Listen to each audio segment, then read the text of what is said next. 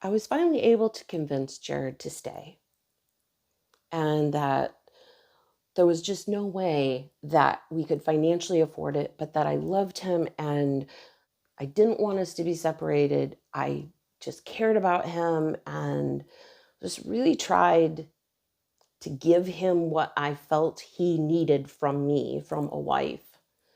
The love, support, the kindness, the humility, the compassion, the empathy, everything.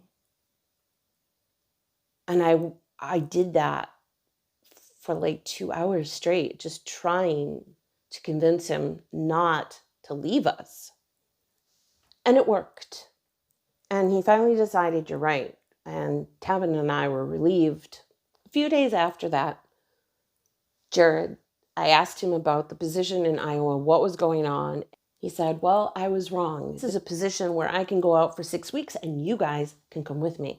And I thought, well, that's exciting. And he asked me, do you want to do that? I was like, yeah, that would be really fun. We can get out and go explore Iowa and see what's there. And he started talking about we can do this to different locations around the country and possibly around the world. And I thought, gosh, this is everything I've wanted to do with Tavin, just to travel and do different things and see different places. And I was really excited about it, as was Tavin. This was really exciting for Tavin. And so we started making these plans on where we were going to stay, what we were going to do. And Jared proceeded to tell us that he was going to be flying out there, getting a hotel, getting a rental car, and then coming back to get us. And we'd go back out there and the company would pay for everything. Tavin was asking, what was a hotel like? Is there a pool there? And Jared started telling him that there's breakfast every morning for free. And we're going to go sit in the hot tub in the pool, and making all these plans where we're going to go for pizza, all the things that we were going to do together. And then things were really good between Jared and I. We were really getting along, but he just seemed a little off, and he was saying he was just tired all the time, but he just was so distant mentally. But he was not mean to me. He was kind to me. He was loving to me. He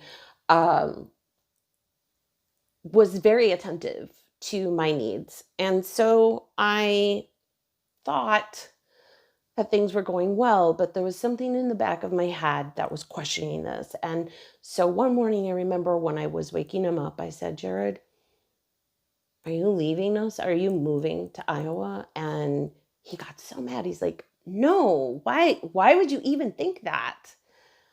And I remember thinking, I wonder if he thinks that I saw something that would give me this information, and that's why I was asking him.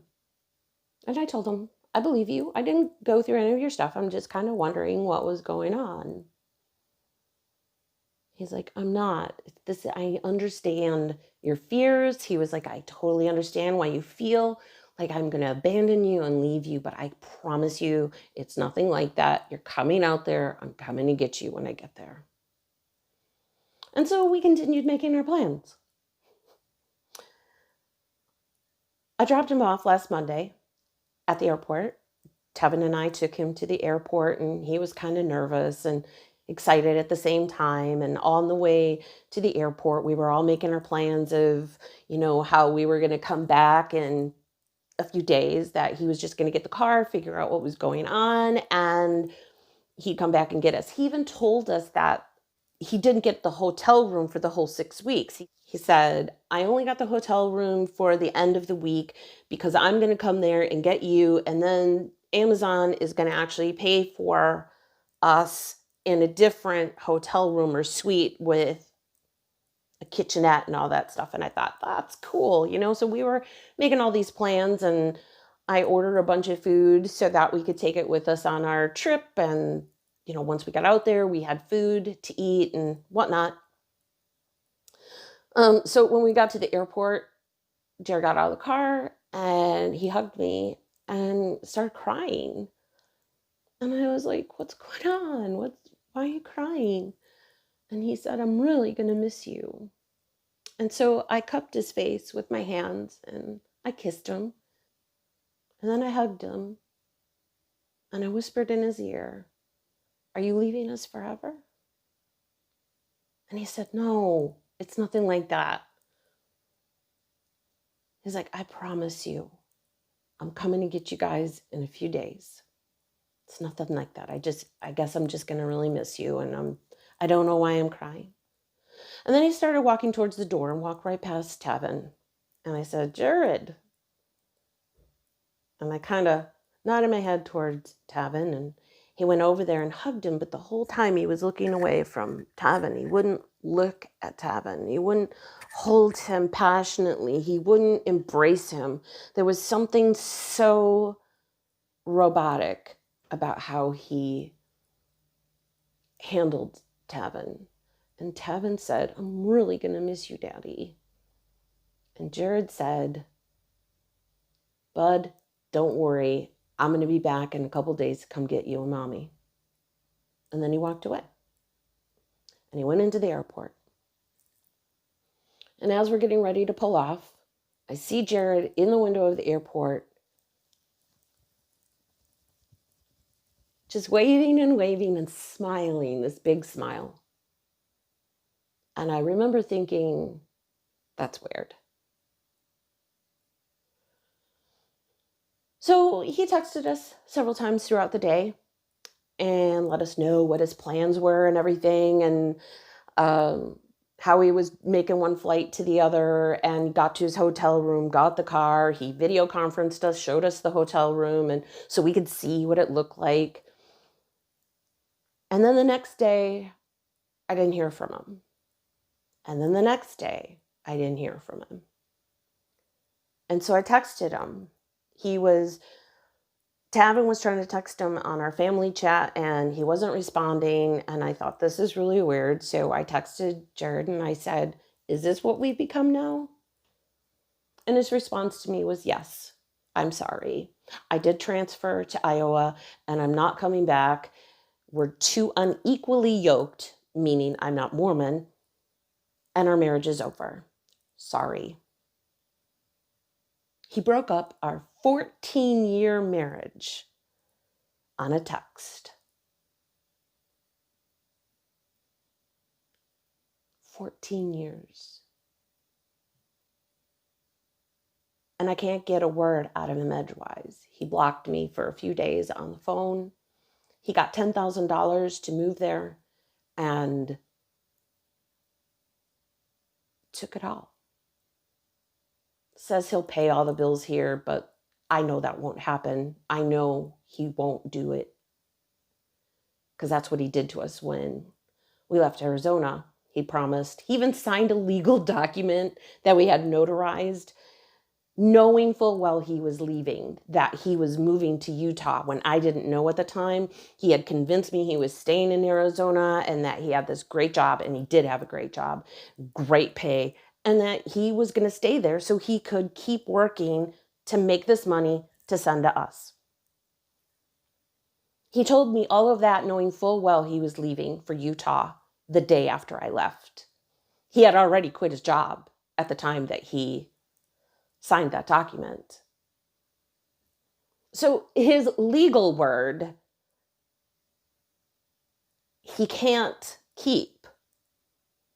Why would a promise over the phone or over text make a difference of him really keeping his word to me? So as I'm going on through this, I'm talking to his brother and I'm trying to figure out what's going on. I thought maybe he had told his brother that he was leaving. "Don't tell Tristine," because typically that's how his family has always came against me throughout the past several years. And I thought maybe they were all in on this plot against me. But they were horrified when they found out what he did. Not just to me, but to Tavin in particular. Then I started seeing that Jared was privately texting Tavin and saying things that didn't make sense. Tavin was begging him to talk to me about getting a game that he wanted. And this was before we knew anything. And Jared said, I don't want to talk to her.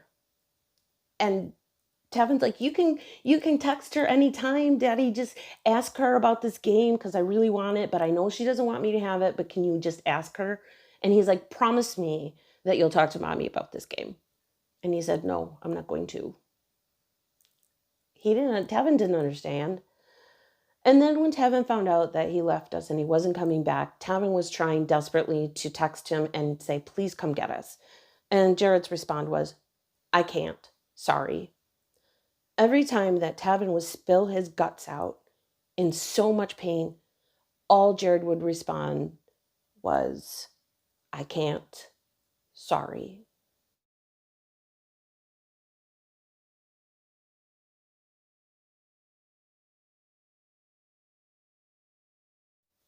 Then I found out about the OCD schizophrenia. And when I looked it up, it was Jared to a T. Apparently, with OCD schizophrenia, most people with this disorder have a tendency to use religion as their obsession. And most people will feel either they're so close to God or they're being pursued by the devil himself. Jared is on this level of he thinks he's Jesus. I know that sounds weird, but if I were to show you his journal entries, he truly honestly believes he is the equivalent of Jesus. His journal entries are ramblings of a religious madman who believes he has all these supernatural powers. When he moved back here, his mission was to convert me and Tavin and his brother. He didn't come back because he loved me or he wanted to be with me. He came back because he felt God was telling him that we needed to be converted. So much so that he said that he had a vision of my dead mother that told him through the radio that I needed to be converted, that he needed to tell me the truth about the LDS church. He started having all these crazy visions of him saving the world. I mean, he thinks he's saving the world. He thinks he's the patriarch of our family that needs to unite it through Mormonism. When I left Arizona and he went to Utah, he had a prayer journal. On May 13th, he prayed, I pray that Tristine, on her birthday, opens wine and drinks, and Tavin will want to be with me instead.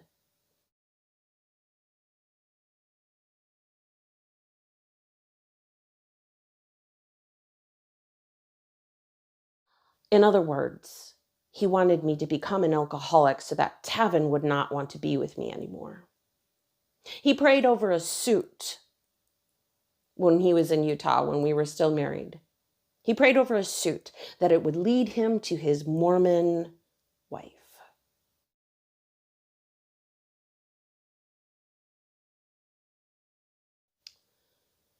When my husband came back from Utah to Wisconsin and we got back together, I told you he did go to counseling, had a very hard time with it, and then stopped going once COVID hit. He did tell her he was bipolar, but apparently he has not told her about the OCD schizophrenia. Now, on one hand, this was really good news for me because this isn't about me. This has nothing to do with me. It has everything to do with Jared's mental disorder. Now, I know that sounds terrible, but it gives me some kind of relief that my husband is not this jerk, this absolute rotten human being that I thought he was when I left Arizona. He's really mentally unstable. And that helped me a little bit. It helped me feel like this isn't personal. My husband just needs help. He needs medication. He needs psychotherapy. He needs real help. And I guess what I'm trying to say is that there are so many people that are going through so many mental disorders that we are not even aware of. When my husband's brother died, he had a mission to find his brother in the Mormon church, and it became a one-track mind.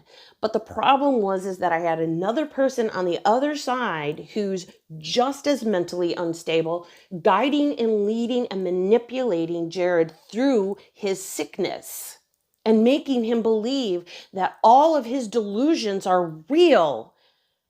They're tangible. And his father should be convicted of this. There has got to be something somewhere that this is abuse, that he's using his child's mental disorder to destroy other people's lives, that he's encouraging these delusions. He's encouraging them. He's baiting him. He's leading them into these delusions. He's guiding them. He's guiding him through these delusions. He's speaking the delusions into my husband. He is telling my husband what to believe and how to believe these delusions.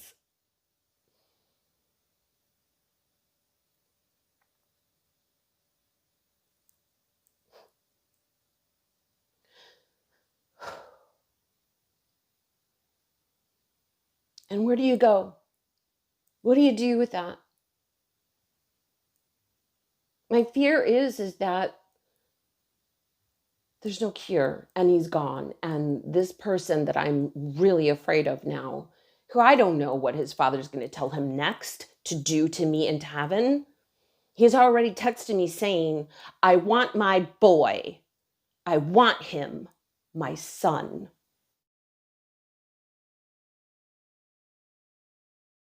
He didn't name Tevin. He didn't say he's my son too.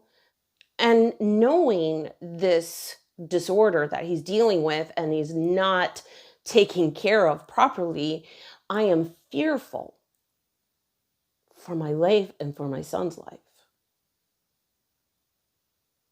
I wish I had some encouraging words for anyone else who would be going through this, but I'm just starting to go through it and I don't know how to handle it. I don't know if I need a restraining order. I don't know if I need protection. I don't know if I need a court order against him, against his father. I don't know what to do. But my husband is out in this world living a delusion, and it scares me. And he's good at it. Like I used to say, Jared, you're a bad liar, because he's a bad liar. But when you believe the lies, when you truly, honestly believe the lies that are your life, not like, I spent $20 and you lie about that, because Jared always lied about little things. Almost everything that came out of Jared's mouth was a lie. It was very rare that Jared ever told the truth about much of anything. And so I knew that. So I lived knowing that. I just thought he was a compulsive liar, but I had no idea that the compulsive lying came with the OCD schizophrenia. And so all of these delusions that he has about the LDS church and his holiness and his righteousness, and that he has to destroy me and he has to leave me and he needs to abandon me because God is telling him this, he believes it. He truly thinks he's hearing from God to do these things to me and my son. And what do you do with somebody like that? That needs help. I'm still married to him.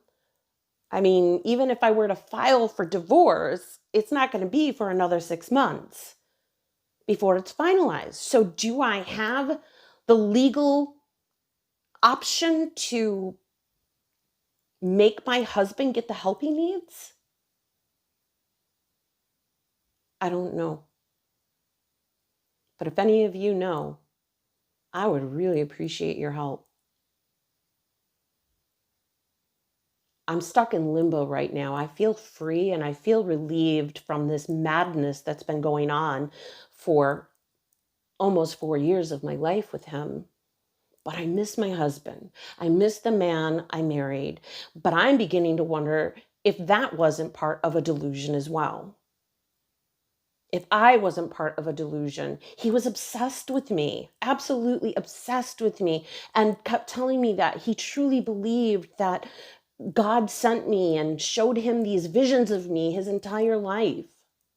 And his family always told those same stories. So it was hard for me not to believe it. So when I left last year or 2 years ago, and he just didn't seem like he cared, I thought, this is weird considering this guy was telling me that I was his dream woman, that he had literal visions of me growing up. Well, obviously, now that I just said it out of my mouth, I realized it was a delusion.